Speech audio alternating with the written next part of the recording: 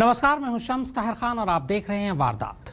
दुनिया का कोई भी कैदी जेल की चारदीवारी में कैद रहना नहीं चाहता।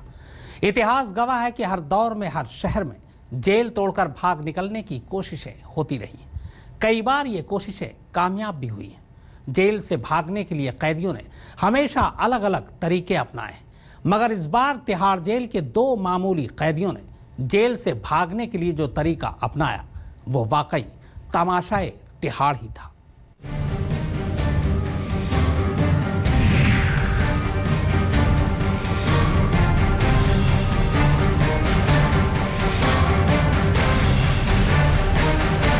सीन फिल्मी है, डायलॉग मशहूर, बस सच्चाई यह है कि इस फिल्म में कोई सुरंग नहीं बनी।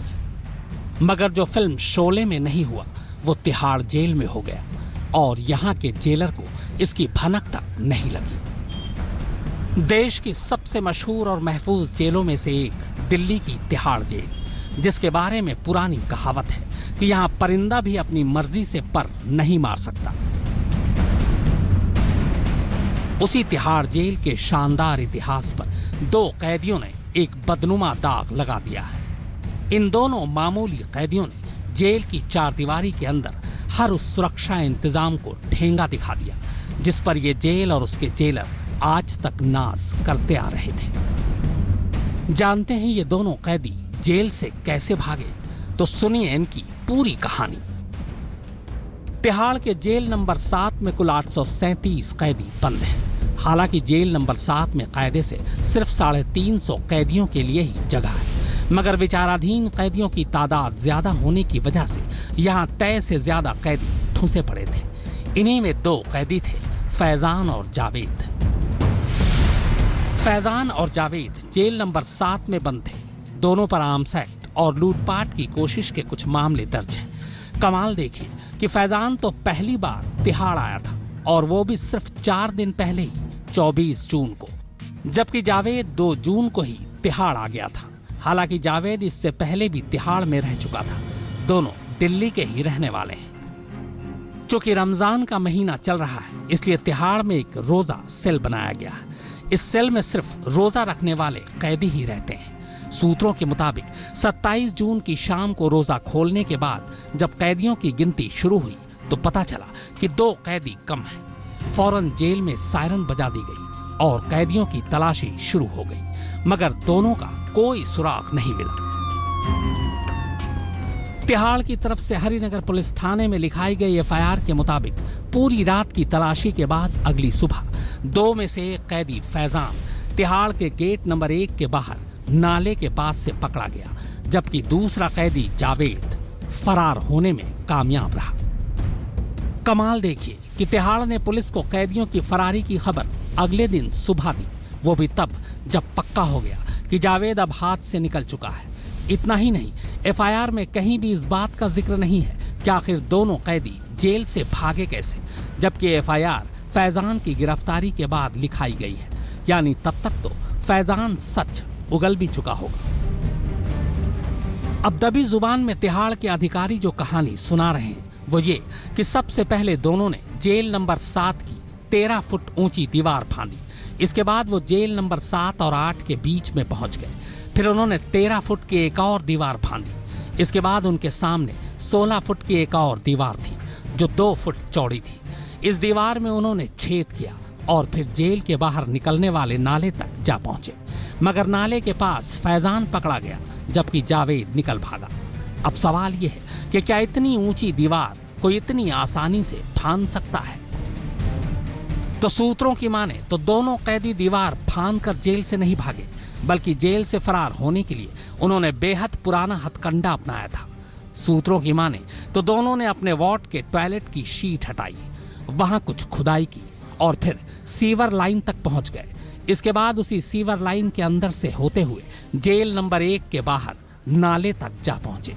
सीवर लाइन जेल के अंदर से होते हुए इसी नाले पर आकर खत्म होती है। सूत्रों की माने तो वार्ड के अंदर टॉयलेट से इस नाले तक की दूरी करीब 1 किलोमीटर है और सीमेंट की सीवर लाइन इतनी चौड़ी है कि उसमें से रेंगते हुए कोई भी बाहर निकल सकता है। बेशक ये सीन भी फिल्मी है, लेकिन तिहाड़ में 2 कैदियों ने जिस तरह से जेल तोड़कर दिखाया है, उससे साफ हो गया है कि इसे असल जिंदगी में भी कभी भी कोई दोहरा सकता है।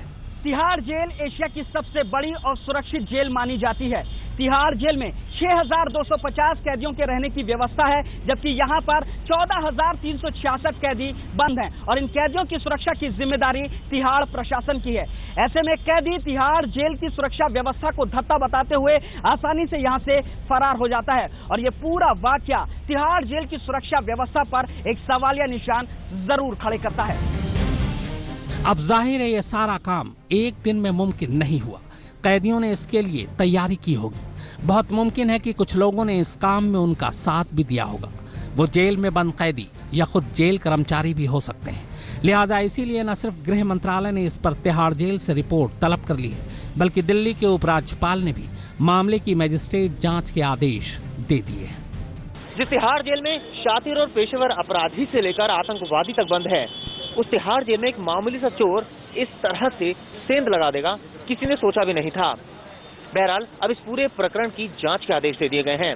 देखना यही होगा कि जांच कब तक पूरी हो पाती है और किन किन अधिकारियों पर जवाबदेही तय होती है।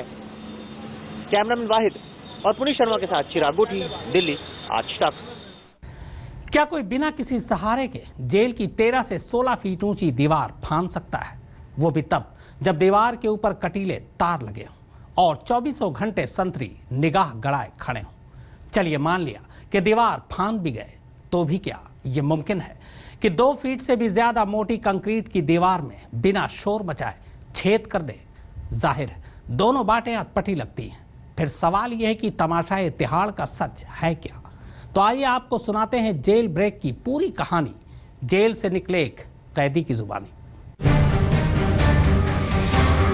यही बात बता रहा था कि वो जो पानी की पाइप होती है, जो पत्थर की पाइप होती है बड़ी बड़ी, उसके अंदर घुस के भागे हैं। वॉल को इन्होंने स्केल किया होगा, but that is subject of inquiry, that we will get it within 1 और 2 सर गुफा वाली जो बनाने वाली चीज चल रही है, वैसा तो कुछ नहीं है अभी तो रूल आउट कर सकते हैं आप, या अभी उसको कह सकते हैं? ऐसा तो कोई टनल का हमें टनल का नहीं है। ये है डीआईजी तिहाड़ जो बता रहे हैं कि किस तरह देश की सबसे सुरक्षित मानी जाने वाली जेल से 2 कैदी ऊंची ऊंची दीवारें फांदकर और उनमें छेद कर भाग निकले।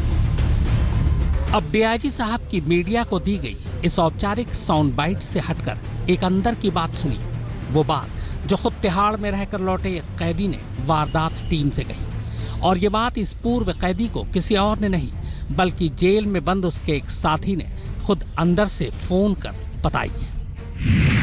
किस तरीके से आदमी भाग सकता है वहाँ से? देखा जाए ना, सुरंग बनाई, अंदर लैटरिंग होती है। लैटरिंग? अच्छा। अंदर जो बैरिंग अंदर लैटरिंग होती है, उसकी शीट उगाड़ देते हैं। अच्छा। उसके नीचे नाली जा रही होती है, सीधा बाहर जाती है।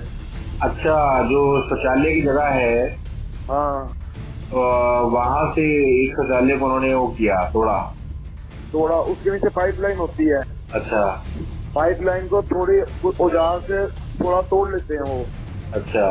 ताकि वो घुसने की जगह बन जाए। ठीक है। उसके बाद वो सीधी पाइपलाइन की जो मेन गेट है ना, तिहाड़ जेल का मेन गेट जो हरिनगर पे पड़ता है, हाँ, वो सीधा उसी के बाहर जो नाले ढका हुआ है जो गेट है ना, उसके ऊपर जो फुटपाथ बनी हुई है, वो नाला है, वो फुटपाथ नहीं है, वो नाले को कवर किया हुआ है। ठीक है, नाला है। ठीक है। वो लैटरिन की जो पाइप है सीधा उस नाले के अंदर निकलती है।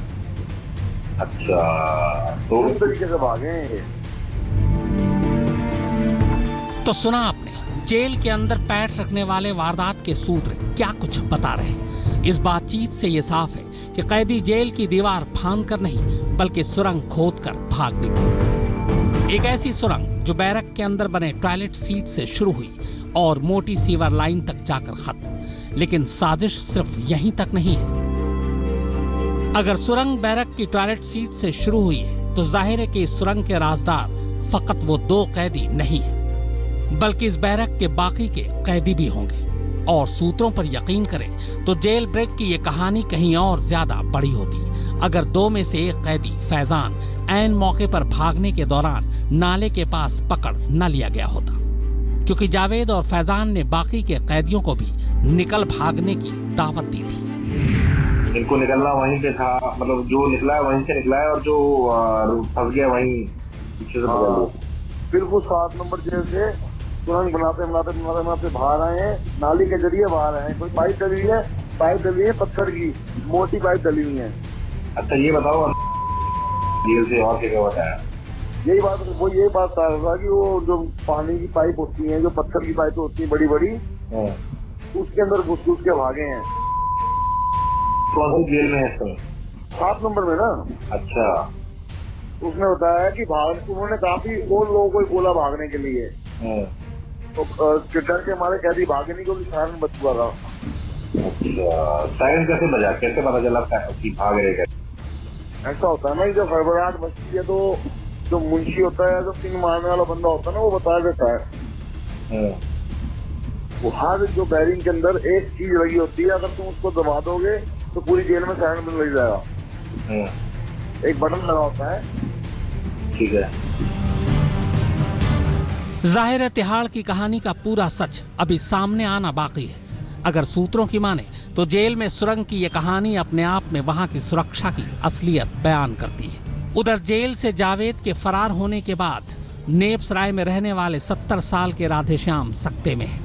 वजह ये कि कुछ समय पहले राधेश्याम ने ही अपनी जान पर खेलकर जावेद को तब धर दबोचा था जब वो उनके घर लूटपाट के इरादे से दाखिल हुआ था। लेकिन अब जिस तरह से जावेद एक बार फिर से आजाद है, राधेश्याम को अपनी हिफाजत की फिक्र सताने लगी है। तिहाड़ जेल से कैदी भले ही दीवार फांदकर भागे हों या जेल में सुरंग खोदकर, लेकिन इस मामले में जेल प्रशासन की किरकिरी होना तय है। इससे भी बड़ी किरकिरी की बात यह है कि तिहाड़ प्रशासन इस वाकये के घंटों बीत जाने के बाद भी ये तय नहीं कर पाया कि कैदी भागे तो भागे कैसे, यानी सांप तो गुजर गया और पीटने को लकीर तक न मिली। कैमरामैन अंकुर अरोड़ा और अमरदीप के साथ मुनीश देवगन, दिल्ली, आज तक। अब बात कुछ दूसरे जेल ब्रेक की। सिर्फ 2 फुट की दूरी और तय करनी थी, सिर्फ 2 फुट। मगर इससे पहले कि वो लोग इस दूरी को पाट पाते, जमीन के अंदर रची गई उनकी इस खौफनाक साजिश को खुद जमीन ने ही बाहर उगल दिया। बस यूं समझ लीजिए कि महीनों लंबी इस साजिश को सिर्फ 2 फीट की दूरी ने नाकाम बना दिया। अगर ऐसा नहीं होता तो 140 खूंखार मुजरिम शहर भर में फैल चुके होते। जैसे जैसे रात अपने शबाब पर पहुंचती जा रही थी, मेरठ की इसी जेल के बैरक नंबर 17 में कुछ कैदियों के बीच सरगर्मी भी बढ़ती जा रही थी। कैदियों की नजर चारों ओर थी। जब उन्हें एहसास हुआ कि सब सो चुके हैं तो काम शुरू हो गया। जेल की दीवार से सटे बैठे कैदी अचानक फुर्ती से उठ बैठते हैं। उनके हाथों में जेल में मिलने वाले खाने की थालियां और प्लेटें हैं। फिर शुरू होती है मिट्टी की खुदाई। जैसे जैसे मिट्टी खोदी जा रही थी, जेल के भीतर एक बड़ा सा गड्ढा होता जा रहा था।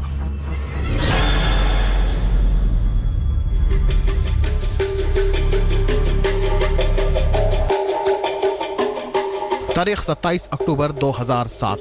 Jail superintendent S K. Srivastava jail की गश्त पर थे कि अचानक उनके हाथों की छड़ी एक जगह जमीन में धंस गई। फिर क्या था, उनका माथा ठनका और ताजी खुदी इस मिट्टी से बनी लकीर के साथ साथ चलते हुए वो जेल की बैरक नंबर 17 तक पहुंच गए। इस बैरक के बाथरूम के नजदीक उन्हें एक बड़ा सा गड्ढा नजर आया। 10 फुट गहरे और 5 फुट चौड़े इस गड्ढे में जब उन्होंने मजदूर को उतारा तो अंदर ही अंदर वो 40 फुट तक पहुंच गया।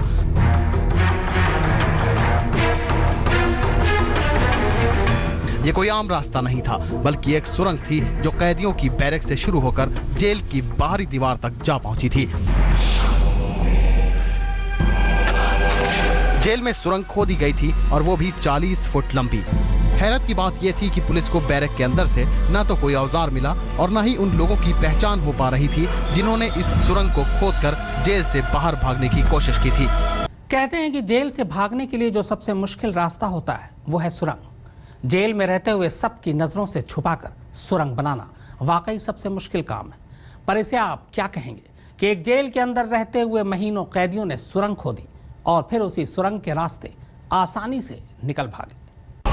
मेरठ जेल में तो कैदियों ने सुरंग खोदी और वो नाकाम रहे, पर यह किस्सा उस जेल का है जहां आतंकवादियों ने इतिहास का सहारा लेकर जेल से फरारी का नया इतिहास लिख दिया।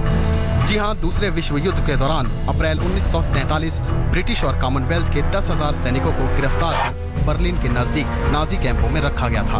इसी कैंप में रहते हुए कुछ सैनिकों ने जेल से भागने का एक सनसनीखेज प्लान तैयार किया। प्लान के मुताबिक 11 महीने तक ये लोग सुरंग बनाते रहे और 26 मार्च 1944 को जेल से 76 कैदी फरार हो गए। इन कैदियों की ऐतिहासिक फरारी पर द ग्रेट एस्केप नाम की एक किताब भी लिखी गई।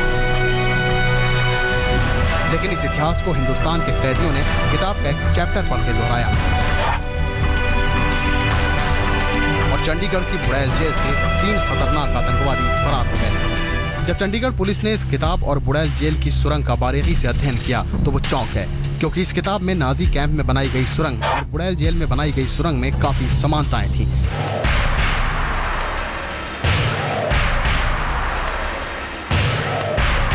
जांच में साफ हो गया कि बुड़ैल जेल की बैरक नंबर 7 में सुरंग बनाने का काम जून 2003 में शुरू हुआ। सुरंग कहां से शुरू होकर कहां निकलेगी, इसका आकार क्या होगा, ये तमाम चीजें बैरक में बंद आतंकवादियों को एक पंजाबी अखबार पर नक्शा बनाकर मुहैया कराई गई थी। अखबार पर बने नक्शे पर सुरंग की लंबाई, ऊंचाई और चौड़ाई फीट के हिसाब से लिखी गई थी। आतंकवादी अमूमन रात 8 बजे से तड़के 4 बजे तक खुदाई का काम करते थे। खुदाई करने के पहले आतंकवादी खिड़कियों पर पर्दा डाल देते थे और किसी को आवाज न सुनाई दे, इसलिए टीवी का ऑडियो तेज कर दिया जाता था और ड्रिल मशीन की मदद से मिट्टी की खुदाई होती थी।